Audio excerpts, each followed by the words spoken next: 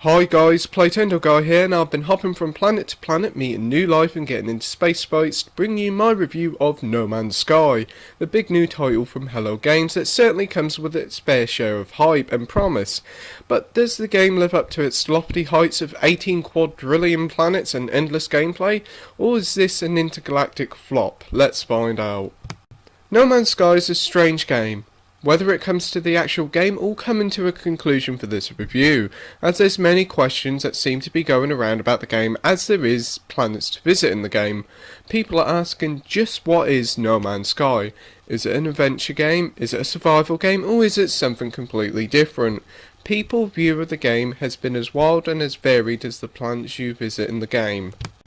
No Man's Sky is essentially a survival game.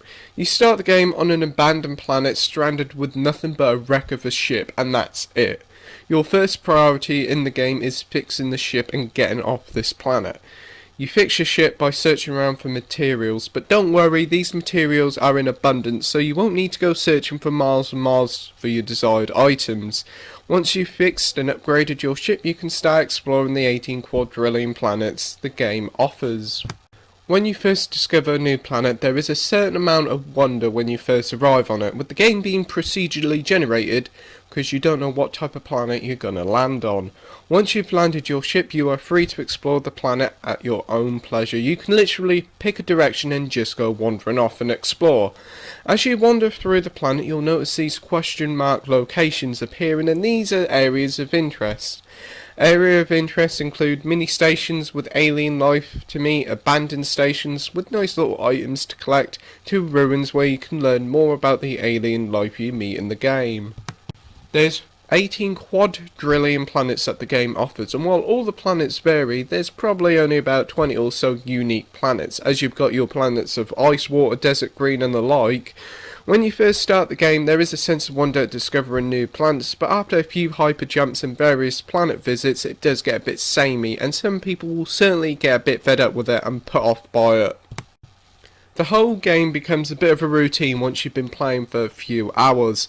The routine goes like this: you visit a new planet, discover some new places of interest, see some new life and collect some new materials for your next hyperdrive and keeping your inventory stocked up. You just rinse and repeat it for the majority of the game. As I've said, the planets you do visit have life. These creatures that roam the land are incredibly strange and weird. For example, I've seen a tall dinosaur thing with a monkey face to a flying octopus thing. Most of these creatures you meet are a mix of various animal body parts, and yes, it's a creepy way to describe them, but it pretty much sums them up pretty well. Most of these creatures are placid enough and won't touch you, but the occasional big creature will attack you, but it's nothing to worry about, as they die pretty quickly.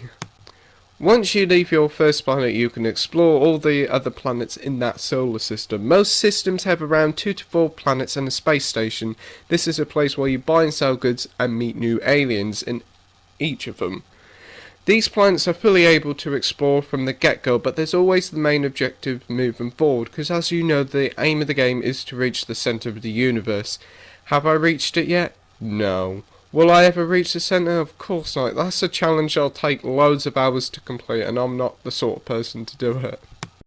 To reach new solar system, you must refuel your hyperdrive, and to do this you must find materials to craft it. But it isn't as simple as that. First you've got to create one thing, to create another thing, then combine it with something else to finally make the fuel for your hyperdrive. It's a strange crafting system that will certainly confuse and annoy some. It would have been better if you just could create the fuel without all the messing about crafting other stuff. You find crafting material all over the place, and you gather them with your mining tool that breaks up materials and put it in your inventory.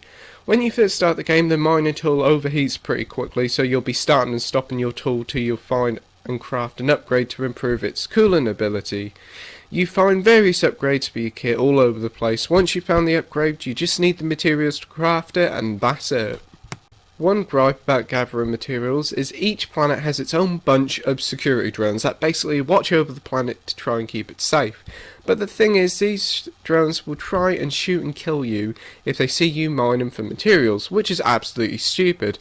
I understand if you've tried and killed some of the wildlife on the planet, but this is just daft. Heck, I even got shot at these drones for just standing about.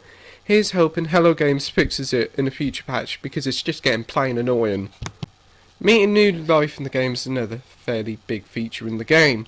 There are 3 main alien races in the game, and you meet these aliens in space stations and outposts on various planets you visit. When you first meet these alien races, they speak in their native tongue, so you have to assume what they're saying.